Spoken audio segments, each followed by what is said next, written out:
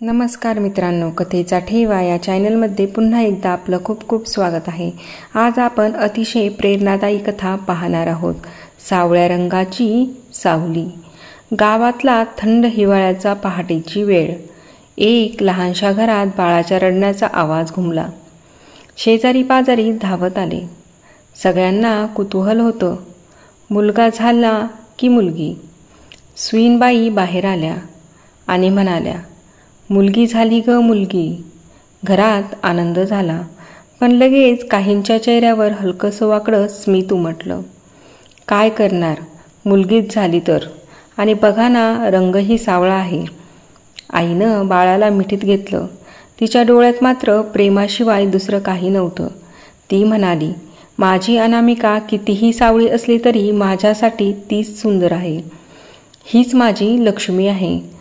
तेव्हाच अनामिकेच्या आयुष्याभोवती एक सावली पसरली, रंगावरून होणाऱ्या टोमण्याची सावली. अनामिका मोठी होत गेली. अभ्यासात हुशार, पण मनानं थोडीशी बुजरी. शाळेत पहिल्या दिवशीच काही मुलांनी तिला नाव ठेवायला सुरुवात केली.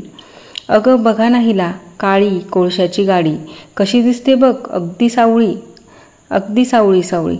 अनामिका रडतच घरी आली. आईनं तिला जवळ घेतलं. ग बाळा, लोक काय बोलतात ते ऐकू नकोस. रूपावरून नाही, मनावर आणि कर्तृत्वावर जग जगतं.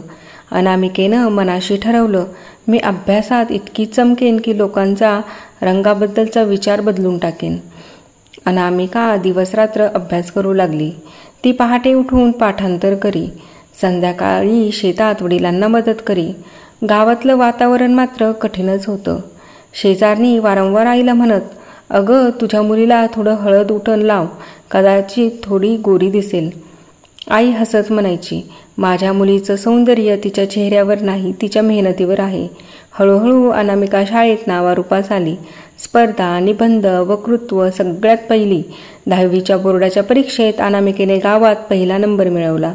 शाळेत सन्मान सोहळा झाला. मुख्याध्यापक म्हणाले, ही मुलगी आपल्या शाळेचा अभिमान आहे. यशाचं खरं सौंदर्य हिच्या डोळ्यात आहे. पण काहींना हेही मान्य नव्हतं. हो, अभ्यासात हुशार आहे, पण लग्नाचं काय? सावळी मुलगी आहे ना, कोण घेणार तिला? हे ऐकून अनामिकेचं मन थोडं दुखलं. पण आईनं पुन्हा उभारी दिली. ग मुली, लोकांचं काम बोलणं आहे, तुझं काम मेहनत करणं आहे. 12वी झाल्यावर अनामिकेने इंजिनिअरिंग कॉलेजची प्रवेश परीक्षा दिली आणि शिष्यवृत्ती मिळवली. ती शहरात गेली. शहराचं वातावरण गावापेक्षा वेगळं होतं. तिथं फॅशन, मेकअप, स्टाईल यालाच जास्त महत्त्व होतं. कॉलेजातल्या मुली तिला टाळायच्या. अगं ही आपल्या ग्रुपमध्ये बसली तर फोटो खराब दिसेल. पण अनामिकेने हार मानली नाही. ती पुस्तकात, लायब्ररीत, प्रोजेक्ट्समध्ये रमली. एकदा कॉलेजमध्ये भाषण स्पर्धा झाली. विषय होता, खरं सौंदर्य कोणतं? अनामिकेने ठाम आवाजात सांगितलं, सौंदर्य म्हणजे चेहऱ्यावरचा रंग नव्हे, तर मनातील स्वच्छता आणि डोळ्यातील आत्मविश्वास आहे. संपूर्ण हॉल टाळ्यांनी दुमदुमला. कॉलेजच्या शेवटच्या वर्षी कॅम्पस प्लेसमेंट आली. मोठ्या कंपन्यांचे अधिकारी आले होते. मुलाखतीत जाताना अनामिकेच्या मनात थोडी धाकधूक होती. रंगावरून मला कमी लेखतील का? पण ती आत गेली आणि तिच्या आत्मविश्वासाने, ज्ञानाने सगळ्यांना प्रभावित केलं. मुलाखतीच्या शेवटी अधिकारी म्हणाले, तुझ्या डोळ्यातली चमक हीच खरी ताकद आहे. आम्हाला अशाच लोकांची गरज आहे. अनामिकेला कंपनीत निवड मिळाली. तिचं स्वप्न साकार झालं. अनामिका नोकरीला लागली. हे ऐकून गावात चर्चा रंगली. जे लोक आधी तिला काळी म्हणत होते, तेच आता म्हणत होते, अगं आपली अनामिका तर मोठ्या कंपनीत पोहोचली. खरंच अभिमान आहे. काही जण तर स्थळ घ्यायला येऊ लागले. पण अनामिकेने ठामपणे सांगितलं, मी आधी स्वतःचं करिअर घडवणार. लग्न ही माझ्या आयुष्याचा भाग आहे, उद्देश नाही. एका संध्याकाळी अनामिकेने आईला फोन केला. आई, माझा पहिला पगार आला. आईच्या डोळ्यात पाणी आलं. ग मुली, आज तू खरंच दाखवलंस की रंग काहीही असो, मेहनतीची किंमत जगाला करावीच लागते. त्या रात्री आईनं गावातल्या छोट्याशा मंदिरात देवाला दिवा लावला. तिच्या मनात एकच भावना होती, माझी सावळी मुलगी आज सगळ्यांना उजळून टाकते आहे.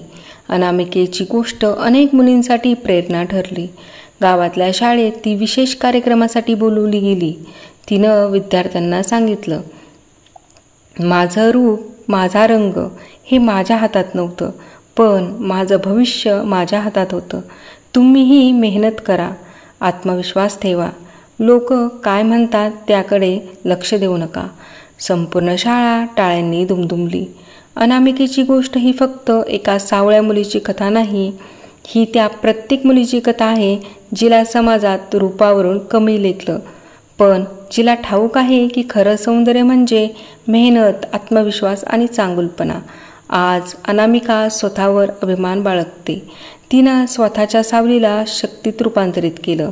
तिचं रूप हे सिद्ध करतं, रंगावर नाही तर कर्तृत्वावर जग उभं राहतं. सावळेपणाला कमीपणा न मानता तो स्वतःची ओळख मानणं हाच खराखुरा विजय आहे. कथा आवडल्यास चॅनलला लाईक, शेअर आणि सबस्क्राईब करायला विसरू नका. कथा ऐकल्याबद्दल तुमचे मनपूर्वक धन्यवाद.